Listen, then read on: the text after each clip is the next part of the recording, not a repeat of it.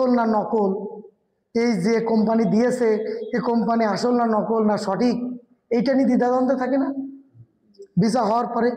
কিন্তু মজার বিষয় কি জানেন, এইটার মাধ্যমে এখানে কারা থাকতেছে জানেন, এই আপনার এটার এখানে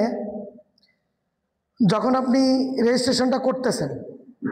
রেজিস্ট্রেশনটা করার পরই এই ওয়েবসাইটে ঢুকলে কে আপনার নিয়োগকর্তা, যে কোম্পানির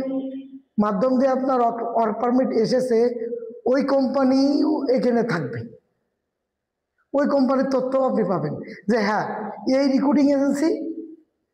এই তথ্য এই উপাত্ত এই কর্মী যে বিদেশ যাবে তার ডাটা তথ্য উপাত্ত ইত্যাদি বিশ্লেষণ করে রিক্রুটিং এজেন্সি যাচাই বাছাই করে এখানকে যে তাদের যে আপনার দপ্তর আছে, অর্থাৎ যে এদের যে অ্যাম্বাসিটা আছে ওই দেশের অ্যাম্বাসি থেকে এটার অনুমোদন দিয়ে দেবে।